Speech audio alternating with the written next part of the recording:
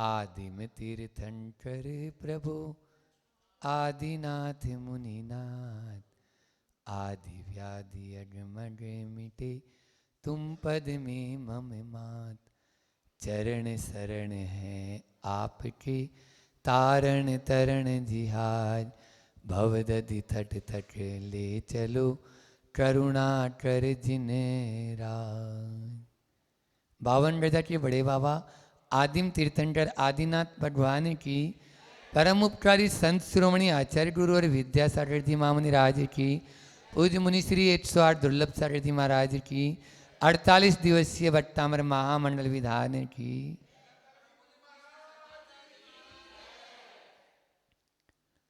मानतुंग आचार्य भक्ति में लवलीन होकर एक एक छंद द्वारा भगवान आदिनाथ की स्तुति कर रहे हैं, और स्तुति में वे अभी तक भवहर की कहानी सुना रहे थे। किस प्रकार से हम इस अपने भव का नाश कर सकते हैं, क्षय कर सकते हैं।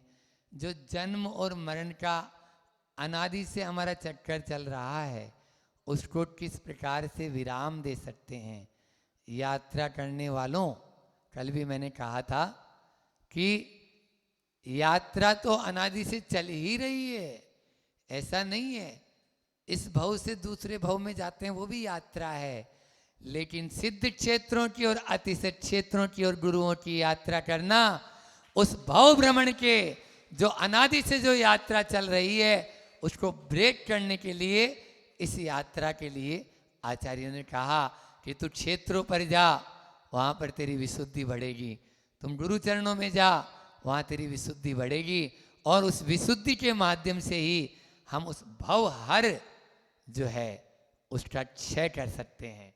लेकिन विगत 2-3 छंदों से आचार्य भगवान मानतुंड स्वामी यहाँ पर भवहर के साथ में भयहर का भी फार्मूला बता रहे हैं। भवहर के साथ में भयहर का भी। डर लगता है, लेकिन किसी ने कहा ना, जो डर गया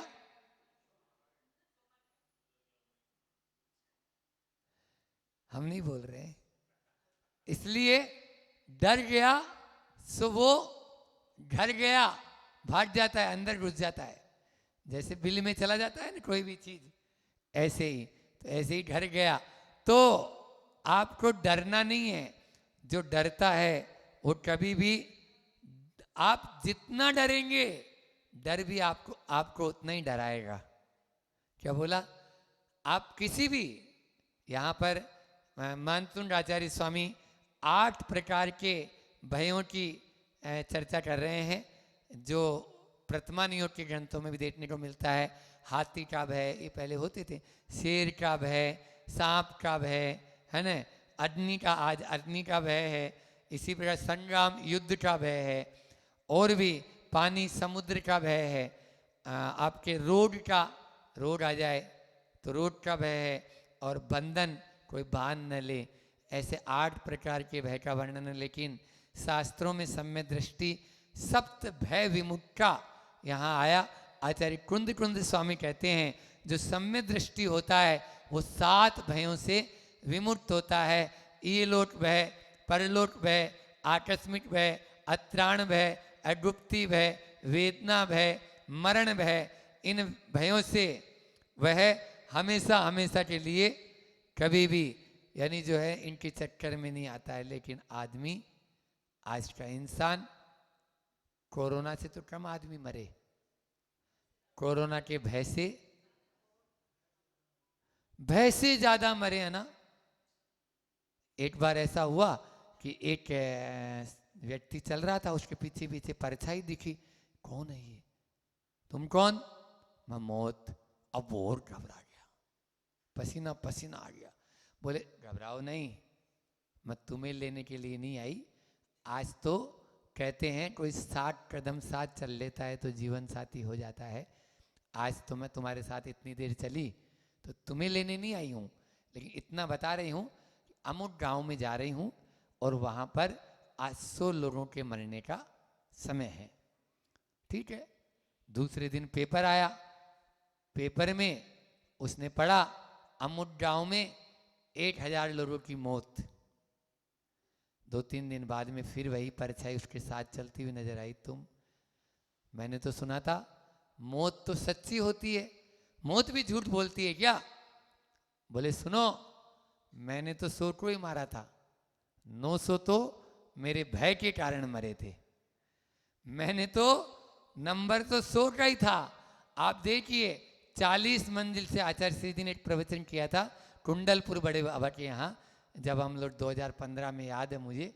तो 40 मंजिल पे चढ़ा एक व्यक्ति और वो नीचे गिरा और जैसे ही गिरा तो ऑन स्पॉट मरना ही था, मर गया। पोस्टमार्टम किया गया, रिपोर्ट आई कि ये व्यक्ति नीचे गिरने पर नहीं मरा। बोलो, भय से कई बार होता है। हमने अपना प्रैक्टिकल उदाहरण बता दें। एक बार ऐसा ही था कि जंगल से जा रहे थे, पहले पैदल चलते थे, तो जहाँ गांव था हमारा, तो वहाँ पर जाना होता था, तो मतलब पैदल ही चलना होता था। एक व्यक्ति का उदाहरण संस्मरण घटना हकीकत में घटी हुई बताते हैं। एक व्यक्ति पीछे पीछे चल रहा है, एक आगे आगे चल रहा है। बबूल की झाड़ियाँ होती हैं, अब बबूल की झाड़ी थोड़ी सी कंटीली होती है, तो वो पगडंडी से जा रहा था, उसके सिर में कुछ टच हुआ, उसने ऐसे किया और आगे चलता बना। वो 10 कदम 15 कदम आगे बढ़ गया। पीछे वाला आया, उसको चमकता हुआ कोई चीज नजर आई। उसने देखा अरे सांप लटका हुआ है। उसने आगे वाले को आवाज दी, अरे देखा नहीं, वो तुम्हारे ऊपर जो टच किया था वो सांप था। उसने इतना ही बोला है, और वहीं ढेर हो गया। बोलिए, अभी तक नहीं मरा था ना, अब क्यों मरा? भय इसी का नाम है। इसलिए डरना नहीं है, डरेंगे तो कुछ भी नहीं, वो आपको और ज्यादा डराएगा। इसलिए डर का सामना करो, डर अपने आप भाग जाएगा।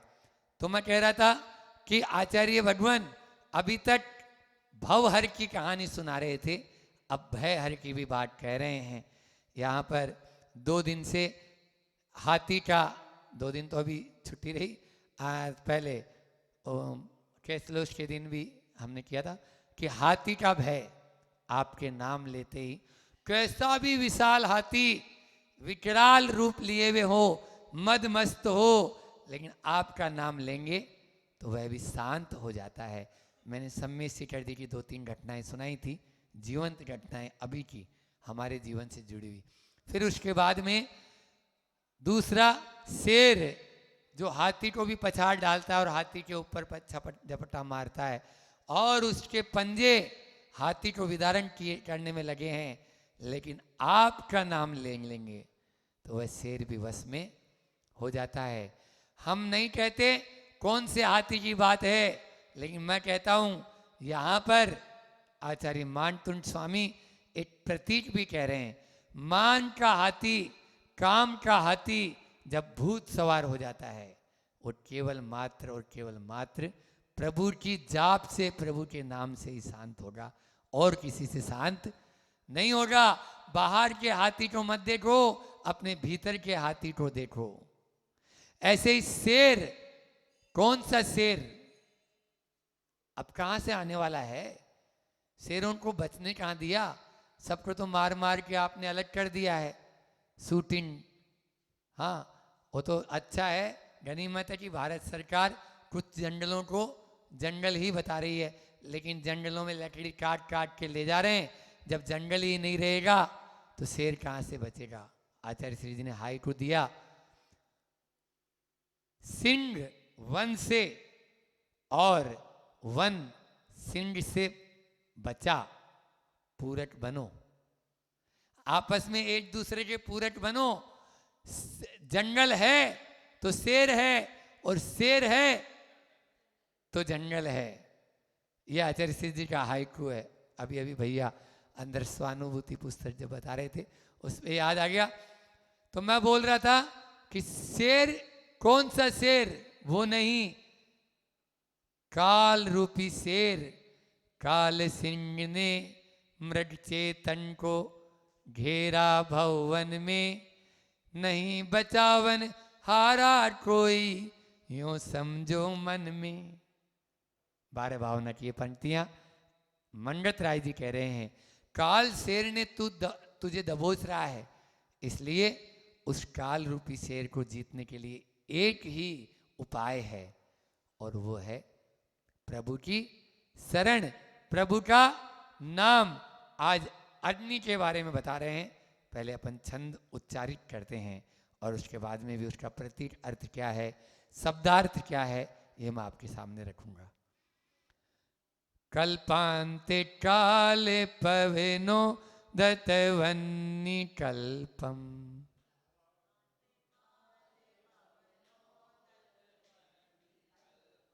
दावानलम ज्वलित मुज्ज्वलमुत्फुल्लिंगम,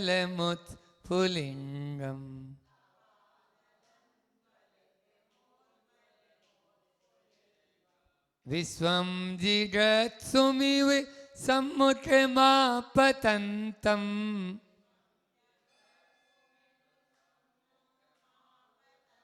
त्वन्नाम कीर्तन जलम समयत् शेषम।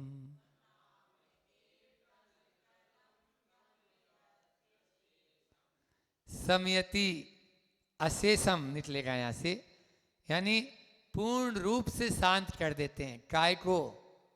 वन्नी अग्नि, एक एक शब्द का अर्थ देखें, फिर आपको आगे इसका प्रतीक अर्थ भी बताएंगे। कल्पांत काल यानी प्रलय काल, जब प्रचंड हवाएं चलती है, ऐसी प्रलय काल की पवनोदत्त तीव्र वायु से उत्तेजित, उद्दत यानी उत्तेजित, वन्नी कल्पम अग्नि के समान, ज्वलित जलती हुई, उज्ज्वलम धधकती हुई, उत्स्फुलिंगम ऐसी धधक रही है। कभी होली देखी आपने, जलती हुई होली होती है ना, होली के दिन चौराहों पे जलाते हैं ये लोग, हालांकि वो अपना उससे कोई लेना देना नहीं है, लेकिन उसको देखते हैं लोग, जाते हैं, अब वो अपना रूढ़िवादिता है। तो उस होलिका में स्फुलिंगम, उसकी जो लपटें हैं वो ऊपर की ओर चिंगारियां उचड़ती रहती हैं। इव मानो विश्वम संसार को जिरुत्सम, जिरुत्सम यानी निगलना चाहती है। ऐसी अग्नि जो संसार को ही निगलना चाहती है, ऐसी सम्मुखम सामने आती हुई, आपतंतम आती हुई, दावानलम दावाग्नि को, अनल यानी अग्नि, दावाग्नि। अग्नि कई प्रकार की होती है, 5 प्रकार की अग्नि तो मैं ही बता देता हूँ, बाकी और भी होती है।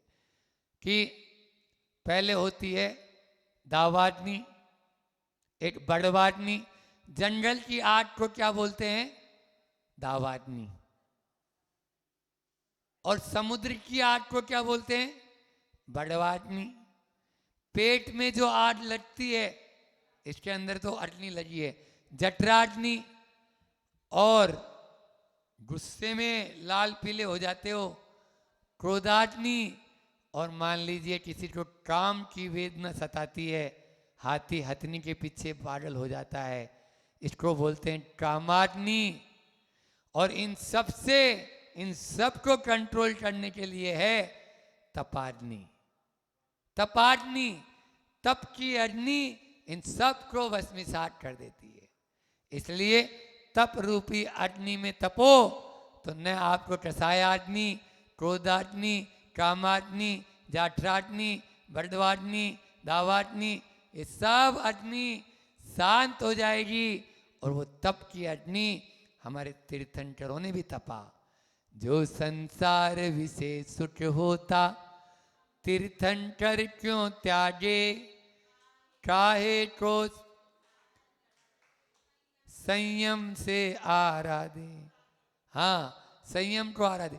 क्यों संयम की आराधना क्यों करते? आराधना साधना शिविर वालों, हाँ, प्रयोगशाला, इसलिए यहाँ पर आचार्य श्री जी फिर से एक बार अर्थ बताता हूँ आपको, जिससे जब भी भट्टामर पढ़ोगे आपको हमेशा याद रहेगा।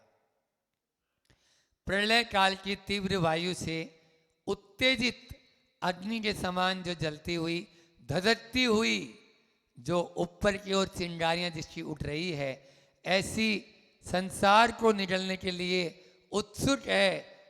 ऐसी अग्नि सामने से आती हुई दावाग्नि जो भयंकर है, वो भी प्रभु त्वत नाम कीर्तन जलम, आपके नाम स्मरण का कीर्तन रूपी जल उस अग्नि को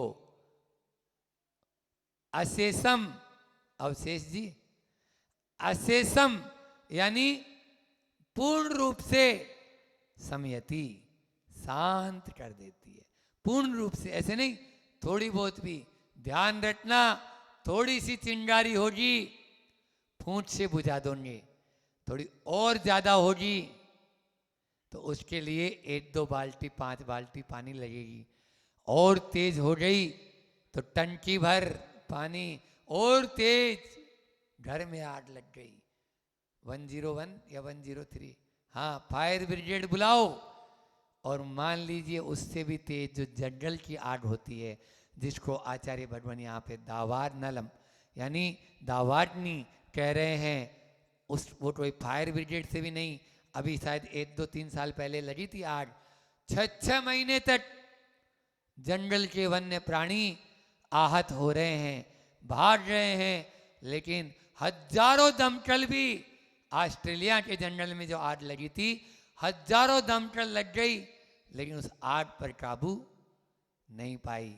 ऐसी आग भी भगवान आपका नाम ले लेंगे तो तुरंत शांत हो जाती है, तुरंत शांत हो जाती है। प्रभु के अंदर यही शक्ति है। हमने अपना जीवन का संस्मरण आपको बताएं, 2005 की घटना है।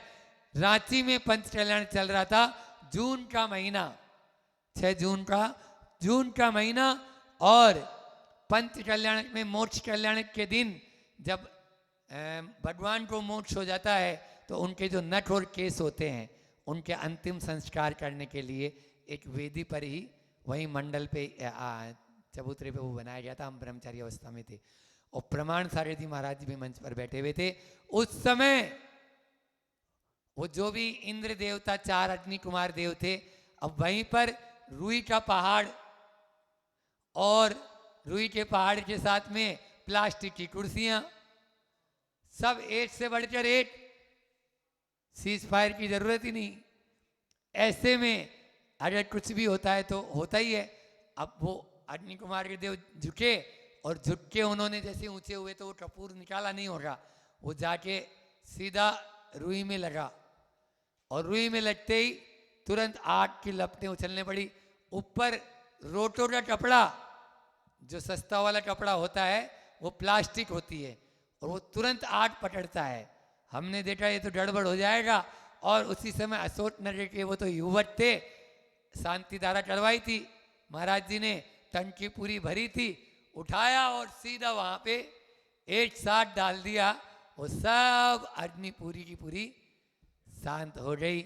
ये है प्रभु के पानी का प्रभाव, गंधोदक का प्रभाव। इस प्रकार से प्रभु के नाम से सब कुछ हम बता रहे हैं, उनके नाम से धधकती हुई आग भी शांत हो जाती है। इसलिए अग्नि को पवित्रता का प्रतीक भी माना है। हाँ, 7 फेरे होते हैं ना, आप लोग तो खाए हुए हो सब, तो फेरे जब होते हैं तो अग्नि की साक्षी में होता है, अग्नि बीच में जला दी जाती है, और उस हवन की वेदिका जो होती है उसका। लेकिन ध्यान रखना, अग्नि उसे ही जलाती है जो अपवित्र होता है। बिना अग्नि के संसार चलेगा ही नहीं। आप देख लीजिए, रोटी बनाते हो तो अग्नि जला के बनाते हो, कच्चा खा के बता देना, 2-4-5 दिन में ही हाँ रिजेक्ट हो जाएगा। तो अग्नि की साक्षी में, तो हमारा ये कहना था कि 2 प्रसंग सुनाता हूं रामायण के, पद्म पुराण के। पद्म पुराण में एक तो आप लोग सब जानते हैं कि जब सीता की अग्नि परीक्षा ली गई और उन्होंने प्रभु का नाम स्मरण किया तो अग्नि कुंड क्या हो गया? जल का सरोवर। जल का सरोवर पानी बन गया और उसमें कमल के ऊपर सीता जी बैठी हुई है। और फिर वो कहानी आगे की है कि वो वन में आर्य पृथ्वीमती माता जी के पास गई और दीक्षा ले ली। लेकिन एक घटना और सुनाता हूं पद्म पुराण की कि लंका में आग लगा दी। कौन ने? हनुमान जी ने। और पूरी लंका को पूंछ में आग लगाई, इसकी पूंछ ही जला दो। तो जलाई तो इसलिए थी कि ये जलेगा, खुद तो जला नहीं हनुमान जी। और लंका में आग लगा दी, लेकिन 2 जगह सुरक्षित रही। बोलो कौन कौन सी? एक रावण का भाई विभीषण है न। आज यहां पर आप लोग वंदना करके आए होंगे तो वहां पर ऊपर चरण बने हैं कुंभकर्ण और इंद्रजीत। बस चरण के बिल्कुल बाजू में हम बैठे रहे ध्यान में। कोई नहीं, रात भी आराम से, दिन भी आराम से वहां पर ऐसा निकलता है, कुछ नहीं, कोई खबर नहीं बाहर की। ये रहता है, तब आनंद ही आनंद आता है। वो यहीं से मोक्ष गए। लोग जिनका नाम लेना पसंद नहीं करते हैं, इंद्रजीत और कुंभकर्ण का परसों मेरे से एक बहन ने पूछा था कि महाराज जी क्या वास्तव में मोक्ष गए? हाँ, ये सब तद्भव मोक्षगामी थे और इन्होंने कठिन तपस्या की। इनके पास खूब बल था। और मंदोदरी, एक मंदोदरी का महल है इसी सतपुड़ा की एक पहाड़ पे, अपनी पहाड़ी से बाजू की पहाड़ी पे। वहाँ दूसरे लोगों ने एक मंदिर भी बना रखा है। वहां पर भी दिगंबर मंदिर है अपना। हाँ, मंदोदरी ने इसी 52 गजा के पहाड़ पर दीक्षा ली थी। हाँ, इसी 52 गजा के पहाड़ पर दीक्षा ली थी। आचार्य कुंद यहां पर आके तपस्या किए। तो ये इस प्रकार से ये बहुत ऐतिहासिक स्थल है। आप लोगों को मालूम नहीं, कुंद ने अपनी गाथाओं में बड़वानी और 52 गजा का नाम लिखा है। तो ऐसे 52 गजा पर आज आप लोग यहाँ यात्रा करने आए।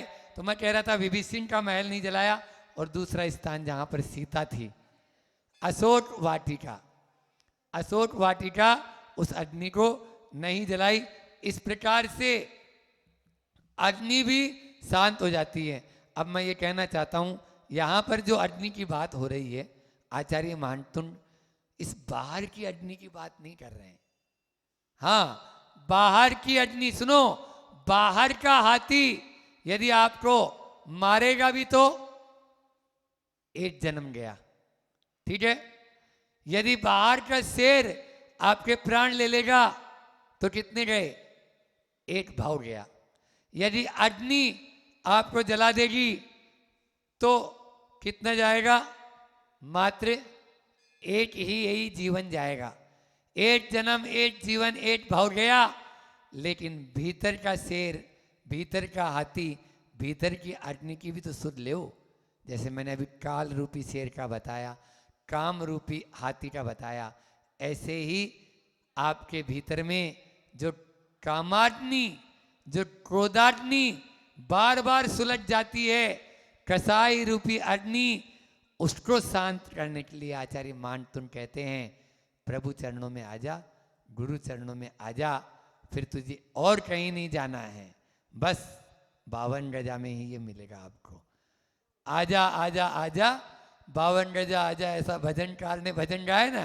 तो बस यहाँ आजा, फिर तेरे मजा ही मजा है, तेरी अग्नि सुलझने वाली नहीं। निश्चित रूप से जब तक, इसमें एक शब्द आया है कल्पांत काल, पहला ही शब्द है कल्पांत काल, और फिर एक बार और कल्प आया, उसमें आया है कि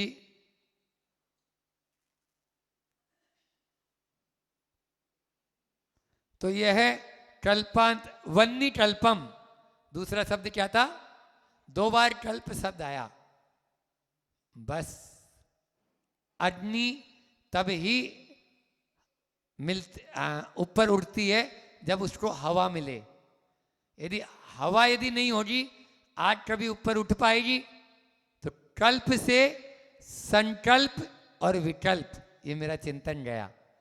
कल्प से संकल्प और विकल्प, कल्प में वि उपसर्ग लगा दो विकल्प और सम उपसर्ग लगा दो तो संकल्प। संकल्प और विकल्प की हवा देने पर ही हमारे भीतर में कसाई रूपी अग्नि धधकती रहती है। संकल्प विकल्प छोड़ दो, कसाई शांत हो जाएगी, कसाई शांत हो जाएगी। इसलिए कसाई को यदि शांत करना चाहते हो, संकल्प का मतलब क्या? मैं ये करूंगा, मैं वो करूंगा, ऐसा करूंगा, वैसा करूंगा। और आप विकल्प का मतलब क्या? उसने ऐसा किया था, मुझे धोखा दिया था, मेरे साथ चीटिंग की थी, उसने ऐसा, वो मेरे साथ बदमाशी करता था। एक तरफ गा गा गा और एक तरफ था। यही तो दुखों की गाथा है, यही तो दुखों की गाथा है। बस गा और था को छोड़ दो, बीच में है उसको अपना लो। वर्तमान में जीना सीख जाओ। यदि वर्तमान में जीना सीख गए तो आपको फिर संकल्प और विकल्प की जरूरत ही नहीं पड़ेगी।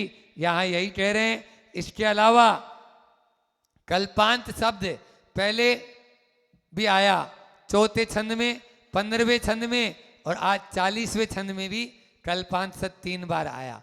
ऐसे ही आपका आपतंतम 3 बार, आपतंतम हाथी वाले छंद में भी आया था, इसके एक छंद पहले 38वें में, और उसके पहले अब आगे वाले छंद में भी आ रहा है। तो 3 का आंकड़ा शायद लगता है। ऐसे 3 शब्द कई बार आया। विभ्राजते 3 बार आया, और भी शब्द आए।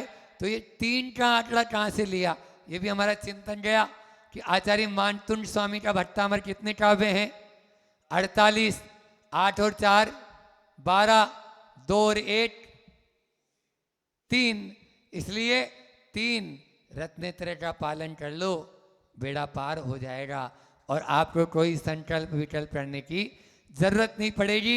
इसलिए 3 के बारे में आचार्य श्री जी मानतुंड आचार्य यही कहना चाहते हैं कि आप यदि संसार से छुटकारा पाना चाहते हो तो संकल्प विकल्प को छोड़ो, अन्यथा नहीं होगा।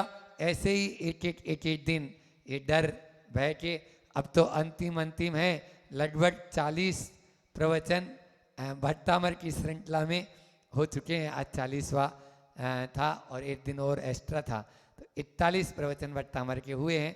अभी 8 छंद और बाकी हैं, जिनमें 7 छंदों में भगवान आचार्य मानतुंड भयों की बात करेंगे और फिर अंतिम छंद जो है समापन या अंतिम मंडलाचरण के रूप में देंगे।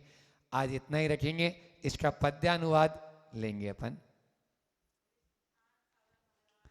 प्रलय काल के पवन उठाकर जिसे बढ़ा देती सब और, फीके पुलिंगे ऊपर तिरछे अंगारों का भी होवे जोर। भुवन त्रय से निगला चाहे आती हुई अग्निवकार, प्रभु के नाम मात्र से वह बुझ जाती तत्काल, उठती है तत्काल। प्रभु के नाम मात्र से वह जो स्फुलिंगे उठ रही है वह तत्काल बुझ जाती है। आज सहारनपुर के यहाँ पर पूरे लोग यात्री लोग आए और उनके संतपति जी, क्या नाम बताया था? अजय जी जैन, पहले भी आए हैं, तभी इंद्रजीत जी बता रहे थे। तो हमारा यही है कि यात्रा का 2-3 बातें याद रखना। यात्रा का कष्ट कहा नहीं जाता, सहा जाता है, ठीक है ना। व्यवस्था बनाने वाले अच्छे से अच्छी व्यवस्था देंगे, लेकिन फिर भी घर जैसा सुख आपको नहीं मिलेगा। आचार्य भगवान हमारे से हमेशा कहते हैं कि परदेश में तो नरेश को भी क्लेश ही उठाना पड़ता है। यह आचार्य श्री जी का कोटेशन है। दूसरी बात, इस यात्रा को ऐसी यात्रा बनाएं जो आपकी हमेशा की यात्रा को समाप्त कर दे। इसलिए जितनी विशुद्धि बढ़े उतनी विशुद्धि बढ़ाना है। हमारा तो अजय जी और से यही कहना है कि वे इसी प्रकार से आगे भी यात्रा का कराते रहें, क्योंकि ये तीर्थ यात्रा सातिशय पुण्योदय का कारण होती है। इसलिए इस तीर्थ यात्रा के माध्यम से अपने और दूसरों का उद्धार होता है। इतना ही कहकर मैं अपनी वाणी को विराम देता हूँ कि हम भी उन सिद्धों की तरह अपनी आत्मा को पवित्र बनाकर सिद्ध बने। 2 दिन का उपवास था हमारा, लेकिन फिर भी आप लोगों के पुण्य से अच्छी गाड़ी चल गई, इतना निश्चित है। हाँ, बोले अहिंसा परमो धर्म की, आचार्य गुरुवर विद्यासागर जी महामुनि राज की।